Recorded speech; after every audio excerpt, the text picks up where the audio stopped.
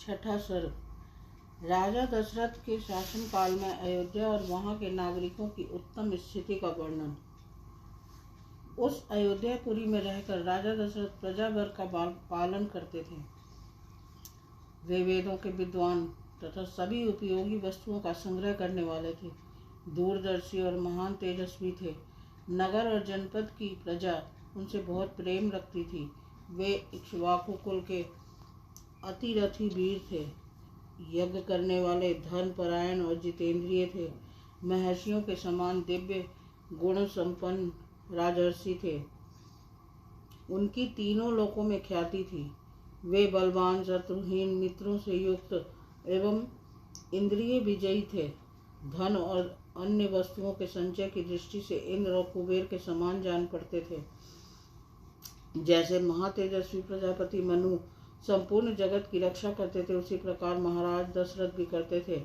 धर्म, अर्थ और काम का संपादन करने वाले, कर्मों का अनुष्ठान करते हुए वे सत्य प्रतिज्ञ नरेश उस श्रेष्ठ अयोध्यापुरी का उसी प्रकार पालन करते थे जैसे इंद्र अमरावतीपुरी का। उस उत्तम नगर में निवास करने वाले सभी मनुष्य प्रसन्न, धर्मात्मा, बहुश्रुत, निर्लोभ, सत्यवादी तथा अपने अपने धन से असंतुष्ट रहने वाले थे। उस श्रेष्ठ पुरी में कोई भी ऐसा कुटुंबी नहीं था जिसके पास उत्कृष्ट वस्तुओं का संग्रह अधिक मात्रा में न हो, जिसके धर्म, अर्थ और काम में पुरुषार्थ सिद्ध न हो गए हों तथा जिसके पास गाय, बैल, घोड़े, धन, धान्य आदि का अभाव हो। अयोध्या में कहीं भी कोई कामी, कृपण, क्रूर, मूर्ख और नास्तिक मनुष्य देखने को भी नहीं मिलता था। वहाँ के सभी स्त्री पुरुष धर्मशील, संयमी, सदा प्रसन्न रहने वाले तथा शील और सदाचार की दृष्टि से महर्षियों की भांति निर्मल थे। वहाँ कोई भी कुंडल, मुकुट और पुष्पहार से शून्य नहीं था। किसी के पास भोग सामग्री की कमी नहीं थी। कोई भी ऐसा नहीं था जो नहा धोकर साफ सुथरा न हो, जिसके अंगों में चंदन का लेप न हुआ हो तथा जो सुगंध से वंचित हो। अपवित्र अन्न भोजन करने वाला, दान न देने वाला तथा मन को काबू में न रखने वाला मनुष्य तो वहाँ कोई दिखाई ही नहीं देता था।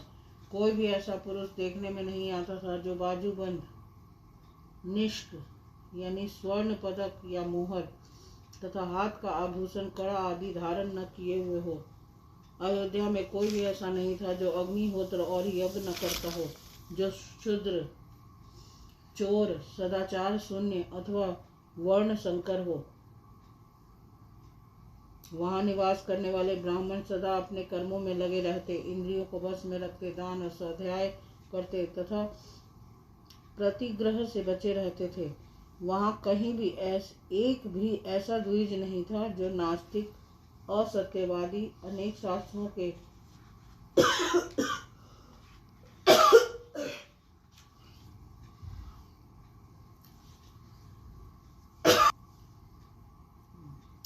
ज्ञान से रहित, दूसरों के दोष ढूंढने वाला, साधन में असमर्थ और विद्याहीन हो,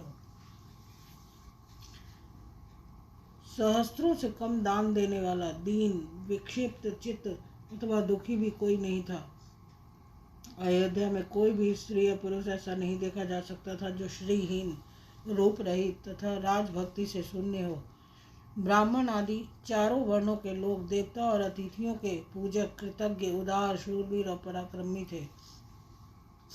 उस श्रेष्ठ नगर में निवास करने वाले सब मनुष्य दीर्घायु तथा धर्म और सत्य का आश्रय लेने वाले थे। वे सदा स्त्री, पुत्र और पौत्र आदि परिवार के साथ सुख से रहते थे। क्षत्रिय ब्राह्मणों का मुंह जोते थे, वैश्य क्षत्रियों की आज्ञा का पालन करते थे और शूद्र अपने कर्तव्य का पालन करते हुए उपयुक्त तीनों वर्णों की सेवा में संलग्न रहते थे।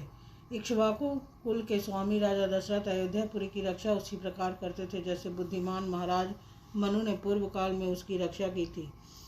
शौर्य की अधिकता के कारण अग्नि के समान दुर्धर्ष, कुटिलता से रहित, अपमान को सहन करने में असमर्थ तथा अस्त्र शस्त्रों के ज्ञाता योद्धाओं के समुदाय से वह पुरी उसी प्रकार भरी पूरी रहती थी जैसे पर्वतों की गुफा सिंहों के समूह से परिपूर्ण होती है।